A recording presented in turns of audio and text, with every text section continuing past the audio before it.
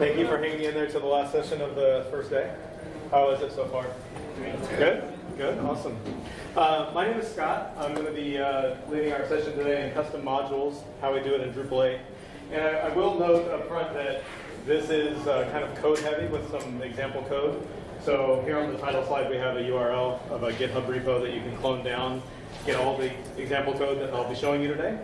So it's github.com/NodeLoophole. That is me. Would that be on the MidCamp slide? Yeah, it's on the session page on the MidCamp website as well.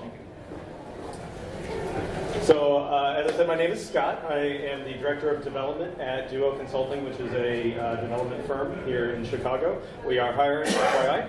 And I'm on the Twitters at NodeLoophole, my very active Twitter account I signed up for like 2 months ago. I think I'm following like 4 people right now. So again, code and slides for today are on GitHub for your reference. And this isn't going to be the typical, how do I build a module in Drupal 8? I think we've seen a lot of those already, and those are really good. But I want to kind of be pretty tactical about once you do get your module put together, your custom module put together, and you get your controller put together maybe with Drupal Console, and you want to do some of these common things that you just kind of know by muscle memory in Drupal 7, I want to show you how to do some of those things in Drupal 8. So the format that we're going to be going over is I'm going to quickly review how to do something in Drupal 7, like make a HTML table as part of your custom module. And I'll then show you how I approach it in Drupal 8. And I will be very transparent. They say the best way to teach other people, the best way to learn something is to have to teach other people, and that is absolutely where I'm at on some of these things. So if as I'm going through something, if you see I've done something horribly wrong and you know a better way of doing it, please speak up. I always welcome better ways of doing things. So hopefully I didn't just like a total train wreck of the code that I'm going to be showing you today. It'll be helpful for you. Here's the laundry list. It's in the MidCamp session page of the things we'll be talking about. HTML tables, links, lists, overriding some items, creating and editing nodes programmatically, querying for nodes, getting the nodes that are the result of a view, setting up cron tasks, and I'll give you the spoiler right now, it's exactly the same on those, creating some menu links, and also creating a block. One of the best tools that I've used to date for Drupal, on top of PHP Storm and all the other awesome tools out there, is Drupal Console. If you haven't downloaded and installed it, definitely do it. In the session slides, I have a link to Drupal Console. They'll get you set up. It's basically a very good complement to Drush. It helps you scaffold things like modules and controllers and services and other plugins that you would need for your Drupal 8 site. So if you haven't checked it out, haven't installed it, please do so. And I do not get paid for that endorsement at all. So let's just dive right in. So HTML tables. As part of a custom module in Drupal 7, you build out an array of arrays. You have a header array, you have your rows array, and you pass it to a theme function, cleverly called theme table, and you get back the HTML and you return that as part of your module for your page. In Drupal 8, it feels kind of the same. You put everything into a render array. So you'll have a content array that has hash theme telling Drupal that you're wanting to make a table. You have your header array and your rows array, and you just pass it back. In the Git repo that I have on for this, there's a module called MC for MidCamp. And when you install it, it actually runs all of the code samples that you see here today. So we look at HTML. Once you install this module, it'll actually put the block in the same line for you. And right here we have a very simple table that lists some food and the type of food that it is. If we look at the code that kind of runs that controller, that page, we just have our header array, the rows of the table, and then we return it as a render array as part of content. So it's pretty straightforward.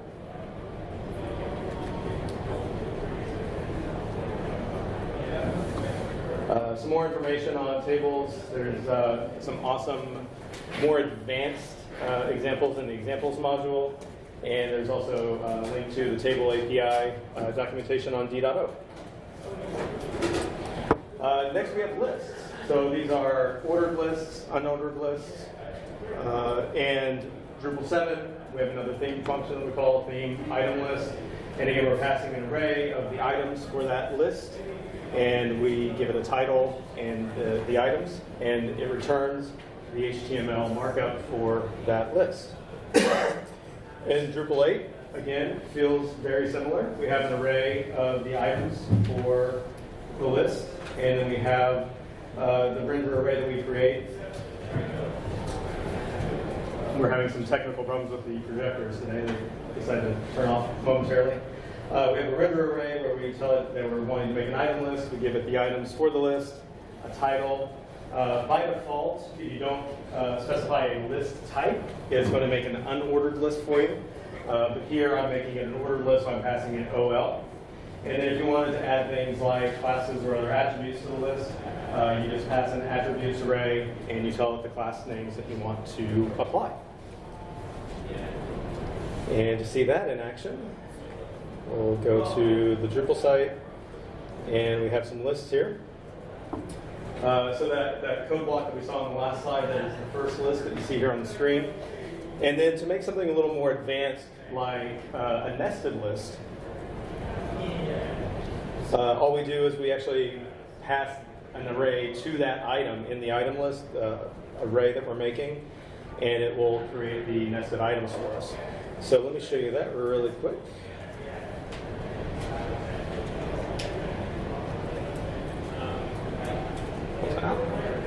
So we have our controller here, and this first list here was exactly what we saw in the code sample in the slide. And then here we have a little more advanced a list that we're making. So first I create an array, in this case the types of apples that I wanted to add to the list. So we have Gala, Fuji, and Golden Delicious. And then I start the fruits array of the different types of fruit. For the apple item, I pass it markup that says apple, and then for children, I just pass in that array of apples that I made. One thing to note here is there is not the hash in front of children. You just pass it the array, and then the render array will take care of turning that into the ordered list. So here we have basically returning the same thing that we returned in the slide. So we have fruits with apples as a nested list. And also on this, there are some great examples in the examples module and in Drupal core that go into much more detail about how to do things like adding classes to specific array or items in your array. I wanted to leave those out just to really give you kind of the bare bones look at how to do these things and get you a jump start on those. All right. I think we just covered this. Sub items are children. So then links. This is Drupal 7. I think we all know the fantastic L function.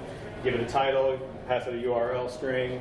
And then you pass in options like you have query parameters you're passing in, a fragment, which is the target on the page you're wanting to go to. You pass in attributes for classes, things like that. If you want it to be an absolute link or open in a new window, you just pass all those in this one big blob of an array called options. In Drupal 8, the L function is deprecated. It's still there and it's still usable. But it's recommended that you avoid using it, even though I did find some places in Drupal core that still use it. And also, as I kind of went through Drupal core and looking for examples of how to build links, I saw that there were lots of different ways to build links in Drupal 8, and there didn't seem to be like a clear pattern of when you would use one over another. So, and they all look really valid to me, and I'm going to show them to you here. So I don't think I have a strong opinion on one way or another of how to do it. But if anyone here, maybe this is where the audience can teach me something. There's a better way of doing this than how I present it here. Just please feel free to speak up. So the first way is just to include it in your HTML. So here, this is a snippet out of the database logging help page. And it's just, as a replacement string in an array function. Or, sorry, in a translate function. Second way is as a render array. So there were in the system update module in core, they created a link that we see here, and they manually constructed a render array and then passed it to the controller to return as content later on down the page. And here we see, like with the item list and the table, and a render array is you tell it the type you want is a link, you give it some attributes, the title that you want for it, and then the URL. One thing with all the links that we have here, unless you're just doing HTML where you are doing a kind of a string replace or something like that in the T function, you do have to create a URL object. And you can see here that for this particular URL, it's looking for the path of the system DB update controller or page, and it's returning that as a URL object. So that's option number 2. Option number 3 is to instantiate a new link object, and in it you pass the text and the URL object that you want to create the link. And this does create a link object, and this is something I'm going to come back to in just a moment.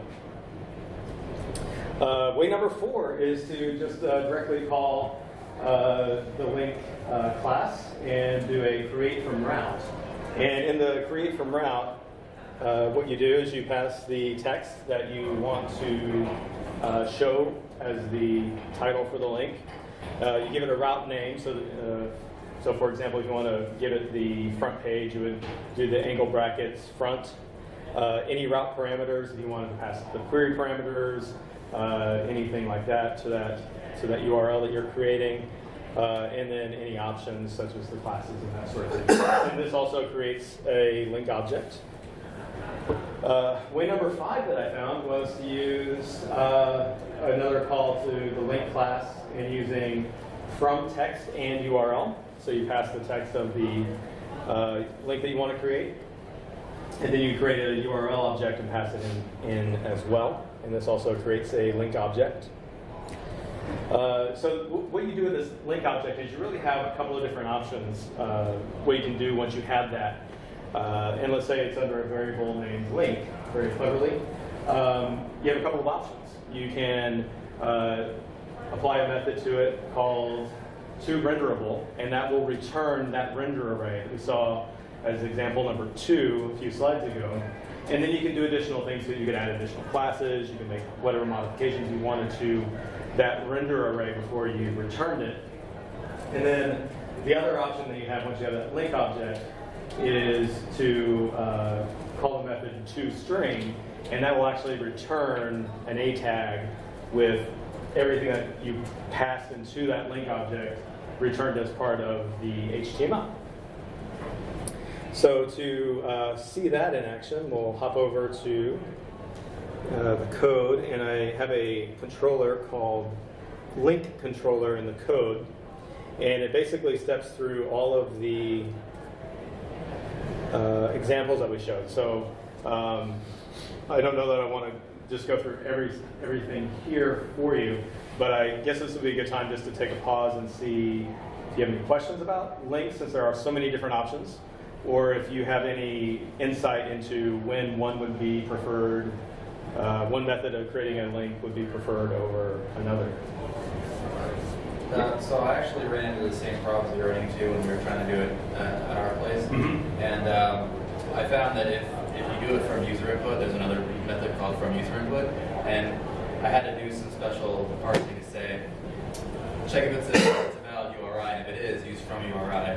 If it's not, check for a slash. If it's a slash, then it's from user input. And then otherwise, I don't even know what it would be. But yeah, so the other one that I know of is from user input, but that one doesn't help us in a few situations. Okay.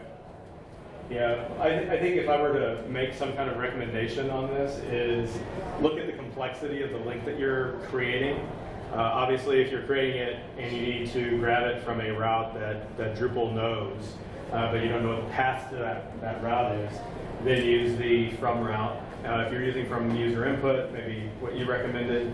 And if you're just concatenating an A tag into a string that you're passing back, like in a help function, maybe do it as the help function example that we saw, and just put it into the T function, and then do a replacement token in there so that it gets sanitized, and just in case something bad gets in there.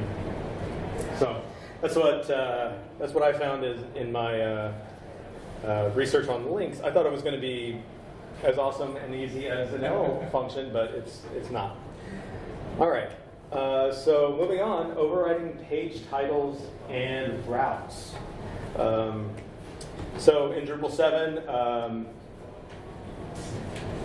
I'm kind of mashing two things together here. So there's overriding page titles. That's what shows up as your H1.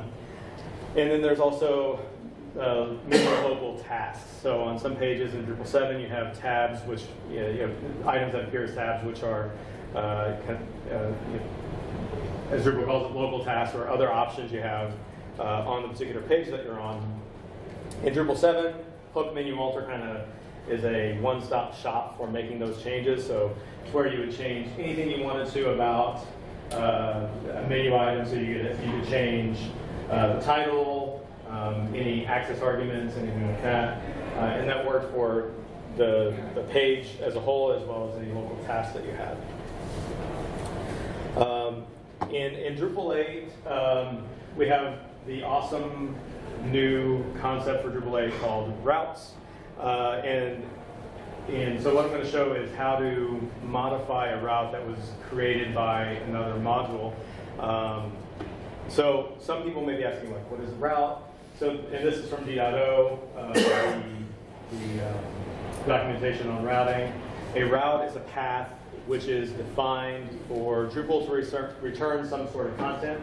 And so some examples are the user login page, /node for the home page, the default home page, and node/123 for a specific node page. And to actually override a route or page title, anything in Drupal 8, you have to create a route subscriber.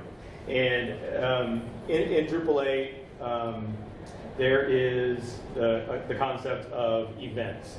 So you have event listeners and event emitters. And an event emitter is something that's defined by either Drupal core or a module that basically tells all the modules in the system, hey, I'm about to do something. Does anyone out there want to do anything with this before I complete my task? And that's the very layman's term definition of an event emitter. And then there's the event listener, where you could define in your module, hey, before Drupal does this sort of thing, I want to make changes to it. And in this case, if we wanted to modify a route, we would create a route subscriber. It listens for this event called routing events alter. And in our module, we can say, oh, hey, when Drupal calls routing events alter, I want to stuff my information in here to make some changes. This is roughly analogous to hook menu alter in Drupal 7. And so here are the steps if you wanted to do this manually to create your own route subscriber. So you would create a file at a very specific location. So it would be the modules directory, your module name, src, routing, route subscriber.php. Then you would add a class that extends route subscriber base in that PHP file that you made. And in that class, you would have a method called alter routes. And then you would make your desired changes. And then you would also need to add info to or create a services.yaml file to let the Drupal system know that you want to do stuff in this service. So big hint here, use Drupal Console. It's a one-liner and it asks you a few questions. So it's Drupal Console, generate service, I believe.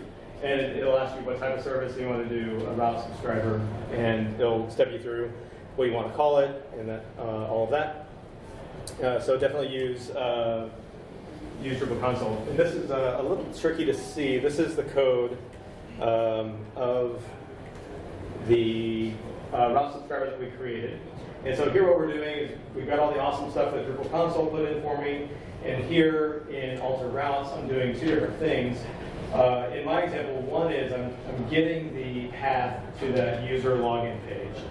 And I'm making a change to it where I'm, instead of the default, which is /user/login, I am saying I want the user login page to be at /login instead.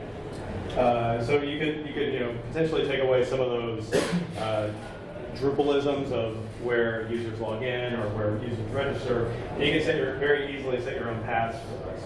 And then we're also setting a new title for it. So we're doing route set default _title. And instead of login, I'm just saying get in here. And then you can do this on pages that are supplied by Drupal or any other module. And to take that one step further, down here, we are grabbing the system themes page route, and we're setting a title for the look. System themes page, that's the appearance page where you can select what theme you want to have on your site. And I could have zoomed into that a lot easier right there. Sorry about that. One more bonus tip is if you have your Drupal default installation going and you have that lovely title and no content where it says welcome to site name, that is easily changed because it's a view. You just edit the homepage view, page number 1, and then you can go to the no results section and provide whatever title and body that you want for that. Any questions on changing the routes of the? Yeah. So if I were trying to figure out what the route would be that I wanted to override, could I still generate a service and then let the routes do an output on the collection, and would it show me all the available ones? Or? So I believe that it can, but there is actually a much easier way of doing it, and it's using, in the develop module, there's a submodule called Web Profiler. And why don't I just go ahead and try to do a live demo here, because what could possibly go wrong, right? So let's see here, we're going to go sites.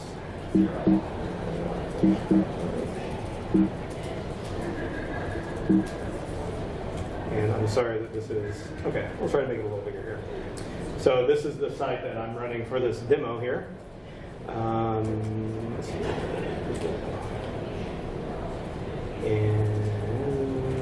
Okay, so I've got the develop module downloaded. I haven't enabled it yet.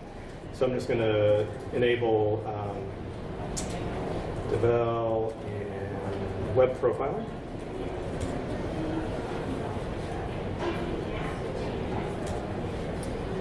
So this is enabling the develop and web profiler for us here. And when I go back to my site, if I reload a page, there should be this awesome toolbar. Hopefully it'll pop up on the, good, it pops up down here. Right here where you get the response code of 200, it actually shows you the route name that was used to call this specific page.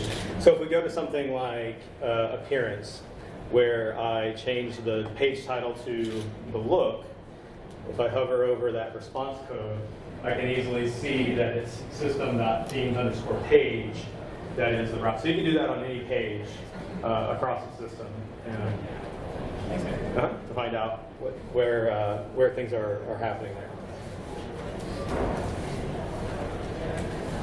All right, so overriding the titles of local tasks in Drupal 8, the tabs that you see on the page. Drupal 7, this again was done in the hook menu alter. In Drupal 8, there's a hook for that. So you would define a hook local tasks alter to do that.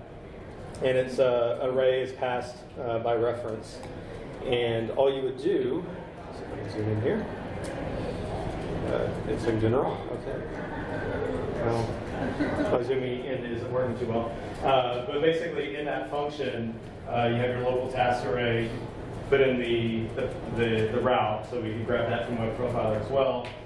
Tell it title, and I want to set it to, in this case, food. And you can grab anything out of that array. So if you wanted to change the path that appears for that route, so instead of appearance settings, you can change it to appearance details, something like that. You could do that in this local task alter as well. And if we see here in my code for that, and that's in the, excuse me, and it's in the .module file, since it's a hook. We have the system theme settings title as theme settings. Instead of the default is just settings.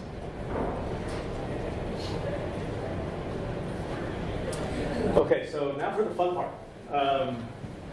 This is like the easiest part of learning Drupal 8 for me was how to create nodes programmatically. So in Drupal 7, if you had to do this on your own in code, this should look relatively familiar.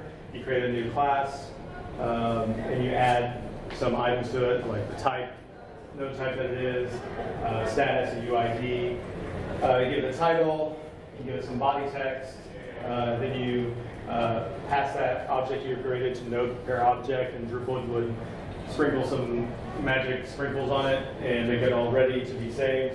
And then you do a node save, and if you return node save, you would get the full node object with the new node ID. In Drupal 8, it's kind of the same. I mean, we're using a couple of different, we're bringing in a couple of different classes, but by and large, it's the same. So in this example here, I created a service that a controller would call to do this. And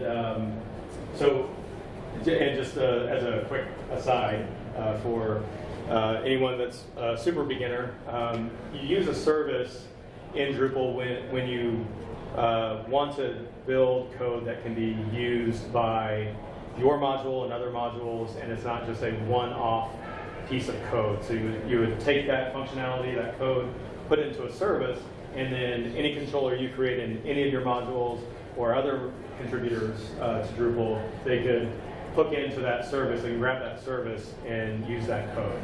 So it makes it really reusable. So what I'm doing is in the service, when that service is called, I am grabbing this awesome thing called Entity Type Manager, and I'm getting the storage definitions for nodes. And then I have a quick function in here that just iterates over a number which is passed into the function called node count, and I go from 1 to node count, and in here I'm just repeating this in a loop here. So instead of creating an object for this node to start with, we're creating an array, and you're passing in title, and I have some replacement strings here for what item of what items it is, some body text, status, telling it what type, so in this case it's a press release, telling it if it's promoted to the home page by giving it a 1, and giving it a language code of English.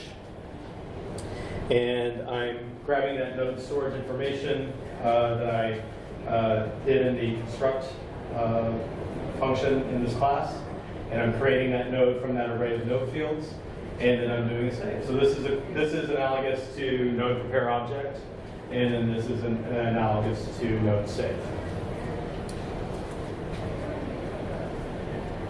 All right, and not that there's much wow and pizzazz here, but I will show you that in the code that is in that module, I do have a page here. It's called MC/press create press and then /10, so it's creating 10 nodes just right in there, and exactly using the exact code that was part of the slide there. And that's really it. So if we go to the content page, you can see some nodes that were just created moments ago. I know there was a lot of wow in that slide, in that page load.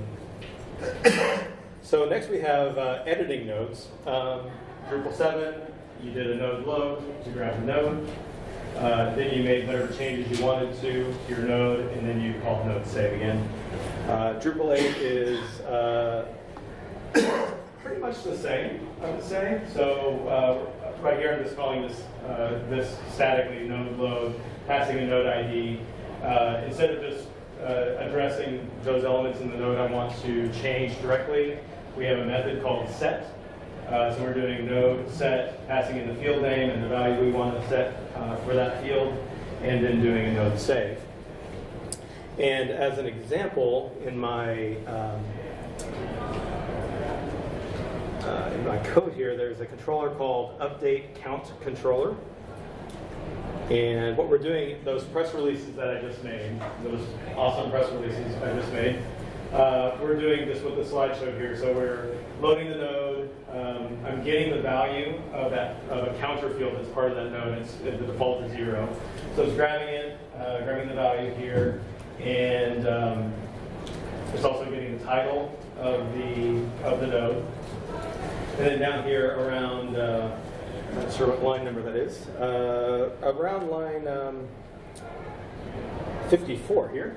We're grabbing that count and we're incrementing it, and if it, for whatever reason, isn't set, we're setting it to 1. And then just outputting some markup here about what I'm doing to it.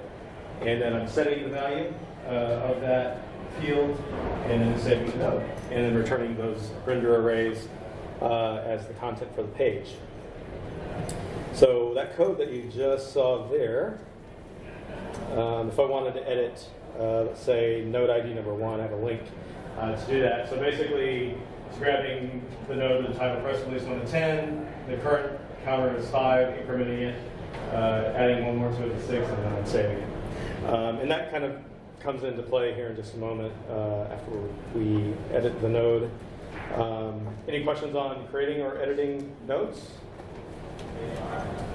All right, that means I'm doing awesome.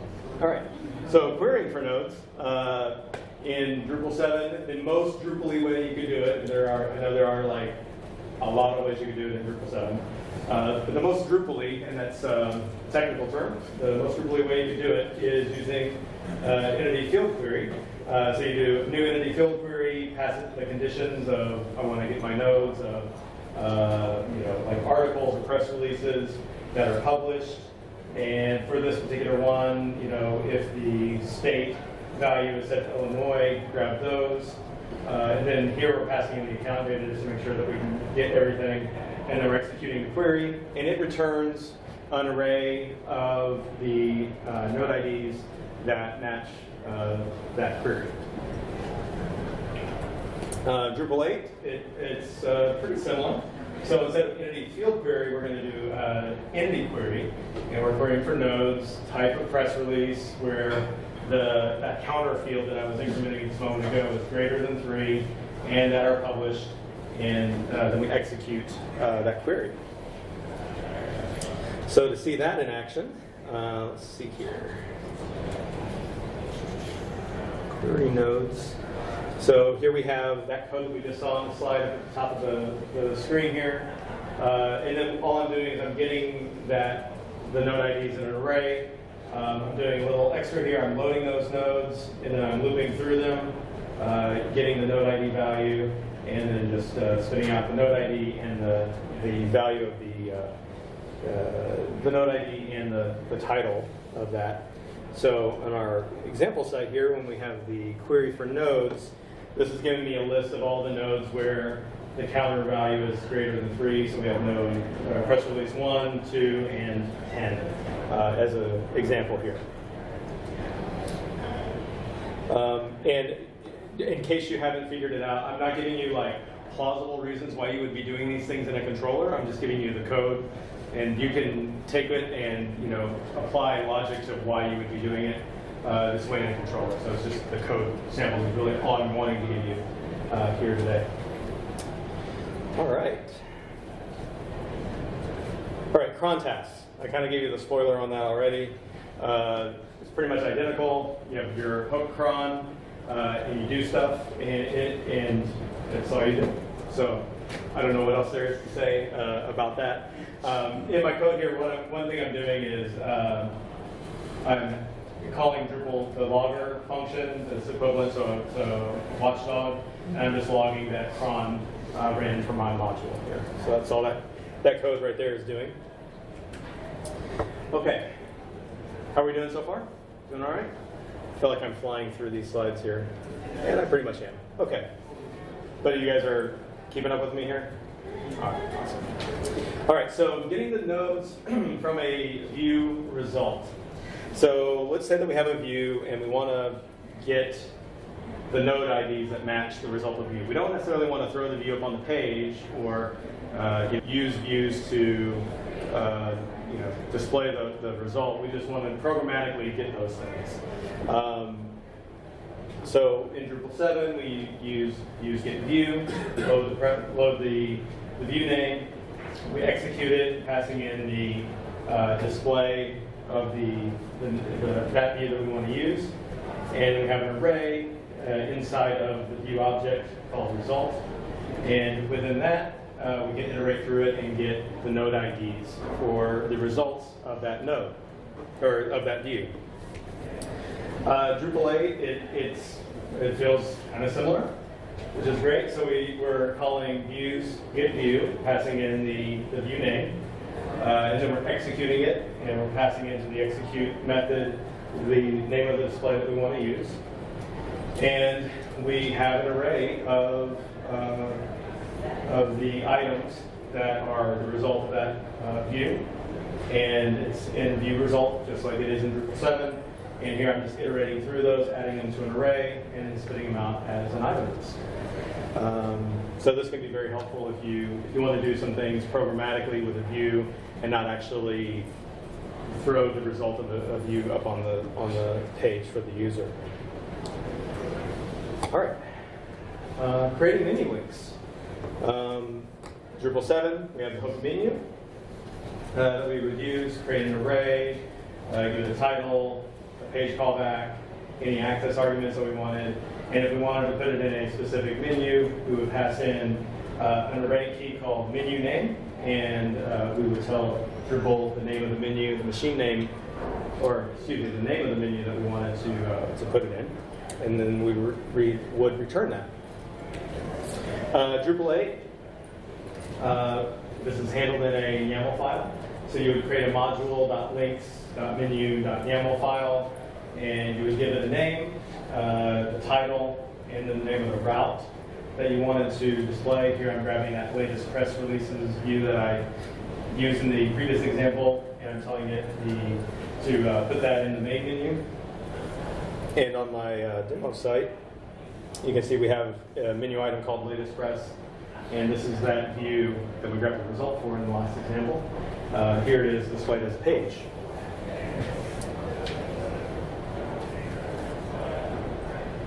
And then creating blocks. In Drupal 7, we would have two hooks that we would call. Hook block info tells Drupal the basic information, basically declaring that your module has a block that you want the system to be aware of. And then you would have hook block view, where you would do your logic to actually get the title and the content for that block, and so that it would get to be displayed. In Drupal 8, it's a plugin. Again, it can be created by Drupal Console, and I would highly recommend using that. And so depending on where you place it in the file system and the plugin information that you give it, you have your links. In this case, I would have a links block that extends the block base, and as part of the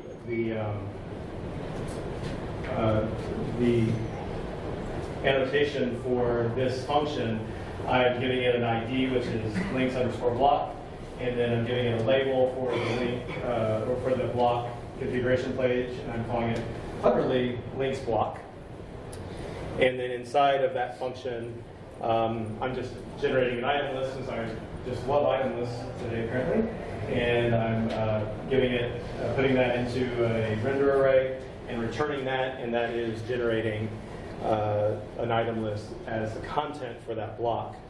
And the code that's in the example module does just that, and it generates this links block that's in the first sidebar as part of that. That is barely scratching the surface of blocks, I can tell you for sure. Tomorrow, a colleague of mine, Aaron, who's sitting right here, actually has a session called The Building Blocks of Drupal 8. It's going to be at this time slot in the other room, and he'll be speaking there. So if you're interested in learning more about blocks, be sure to check that out. And I think I'm done. Questions? Comments? Did I do okay? Did I do okay, Coach?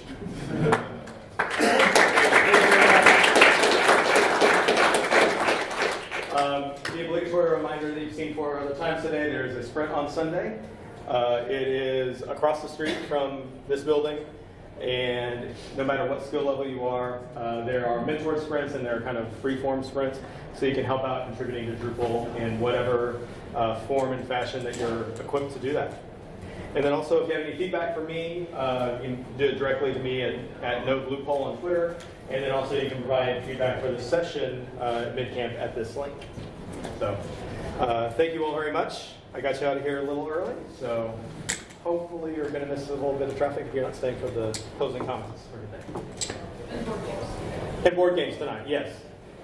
If you're going to get stuck in traffic, you might as well stay for the board games, right? All right, thank you, everybody. At least I will be available.